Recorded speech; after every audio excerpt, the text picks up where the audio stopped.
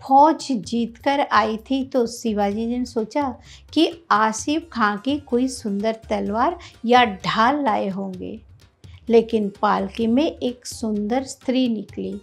सैनिक कहने लगे, ये मुसलमानी है पर बड़ी सुंदर है। शिवाजी ने कहा, धिक्कार है तुम्हें, तुम तो हिंदू संस्कृति के उत्थान को निकले थे। हिंदू संस्कृति में ये कहाँ लिखा है कि मुसलमानों की नकल करो।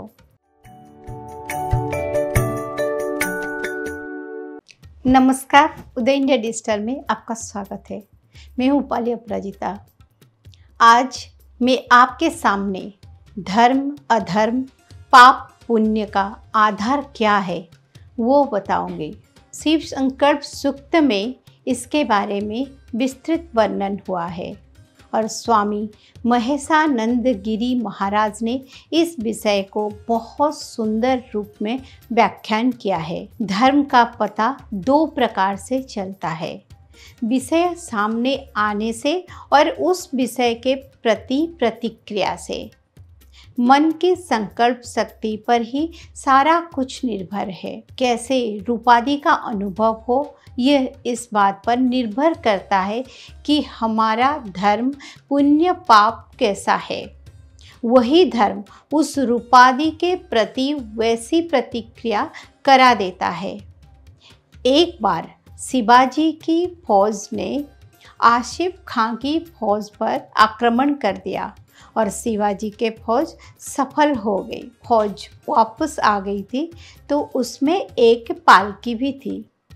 शिवाजी ने आकर कहा, आपके लिए बढ़िया सुंदर चीज़ लाए हैं।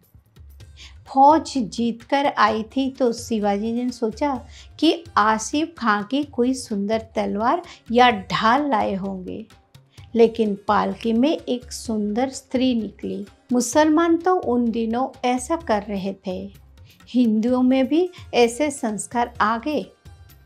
नकल की भावना तो हम में भी है ही। सैनिक कहने लगे, ये मुसलमानी है पर बड़ी सुंदर है। शिवाजी ने कहा, धिक्कार है तुम्हें, तुम तो हिंदू संस्कृति के उत्थान को निकले थे। हिंदू संस्कृति में ये कहाँ लिखा है कि मुसलमानों की नकल करो।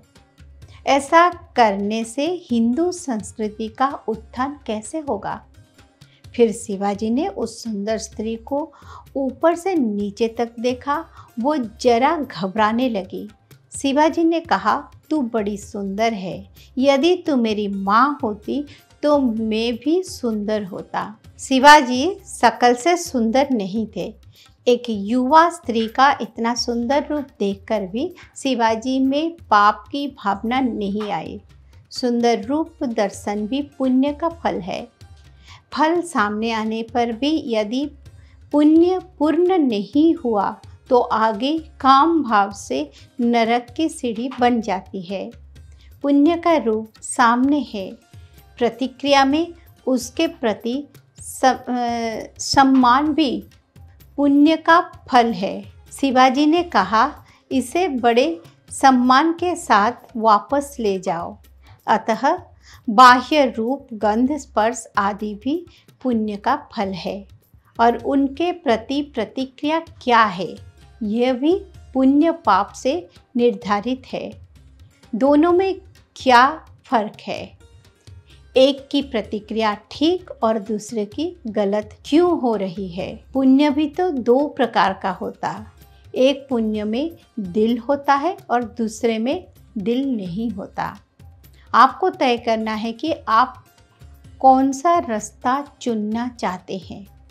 धर्म अधर्म पाप पुण्य, इन सभी तथ्यों को मनुष्य के सामने ईश्वर ने रखा है। मनुष्य अपनी विवेक बुद्धि के अनुरूप कर्म लिप्त होता है। मनुष्य को सोचना होगा कि वो शिवाजी महाराज की भावना को अपनाए या फिर उसके विपरीत। हम आशा करते हैं कि हमारा ये छोटा सा प्रयास जो कि शास्त्रों में विदित है, आप सब शास्त्रों अनुसार चलेंगे, सही रास्ता चुनेंगे तो सुख मिलेगा। नहीं तो इस संसार में रावणों की भी कमी नहीं है। आज के लिए इतना ही। ओम तत्सत।